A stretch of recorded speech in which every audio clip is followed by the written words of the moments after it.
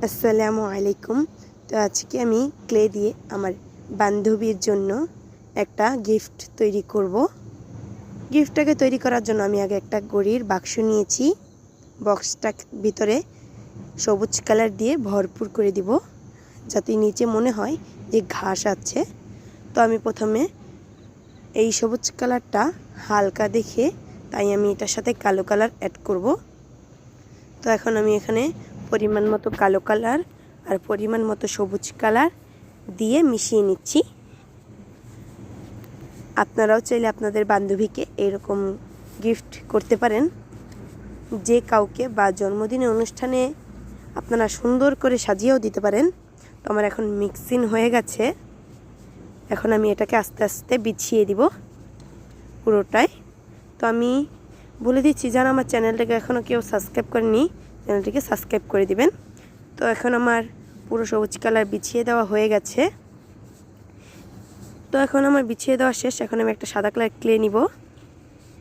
এই সাদা কালার ক্লেটাকে দিয়ে একটা সুন্দর একটা জিনিস তৈরি করব।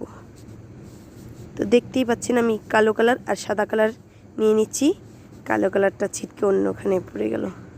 তো এখন আমি কালো কালার আর সাদা কালার একসাথে মিক্স করতেছি। মিক্স হয়ে গেলে একটা ঘরের মতো তৈরি করে নিব। এটা দিয়ে ওদের জন্য ঘর বানাবো। এই যে আমার ঘরটা হয়ে গেছে।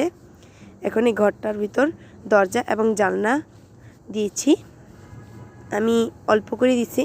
এখন এটা ঘরের উপরে চাল হবে। তো ঘরের উপরে চাল হয়ে গেছে। এটার উপরে কিছুটা ডিজাইন বাকি আছে। তো আমি এটা যেভাবে আটকাবো, এটা কোন কোনায় আটকাবো সেটা এখন দেখে নিচ্ছি। তো আমার আটকিয়ে নেওয়া শেষ। এখন আমি এটার উপরে ডিজাইন করব। ডিজাইনটা হচ্ছে গিয়ে এটা খড়কুটো দিয়ে একটা ঘর। এই তো আমার ডিজাইনটা হয়ে গেছে, খড়কুটোর ঘর।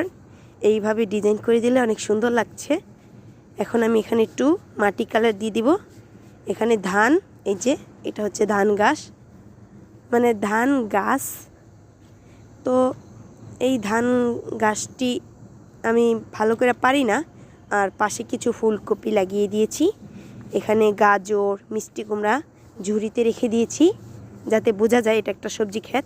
এখানে হাঁস তো নেই, মুরগি আর একটা খরগোশ আছে। আমার বাক্সটা যেহেতু ছোট, এতটুকু হয়েছে। তো আমি এখন এটাকে আটকে নেব। আটকানোর পর বক্স সিস্টেম করে নিব, যাতে আমার বান্ধবীটা দেখে পুরাই ক্রাশ খেয়ে যায়।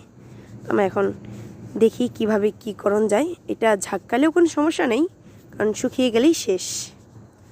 তো এখন আমরা দেখতেই তো পাচ্ছেন আমার বিছনার অবস্থা খারাপ। তো এখন আমি আমার ছোট্ট বোন সুন্দর করে বক্সটাকে মানে বাইধা দিতেছে, কারণ আমি সুন্দর একটা বাঁধতে পারি না। তো আমার ছোট্ট বোন বাইধা দিতেছে আর আমি ভিডিওটা করলাম। আশা করি সবার কাছে ভালো লাগছে। যাদের কাছে ভালো লাগছে প্লিজ কমেন্ট করবেন যে আমার এই গিফটটা, আমার বেস্ট ফ্রেন্ডের জন্য গিফটটা কেমন হয়েছে। তো গিফটটা প্যাকেট করা শেষ। তো এখন দেখি কালকে আমার বান্ধবীর কাছে দিয়ে দিব। আমার বান্ধবী যদি আসে, আমি একটু ধইরা দিলাম সুন্দর করে বক্সটা বাইরে দেওয়ার জন্য। তো সবাই পাশে থাকবেন, আমার চ্যানেলটিকে প্লিজ প্লিজ সাবস্ক্রাইব করবেন। আমার এমনি তো সাবস্ক্রাইবার কম।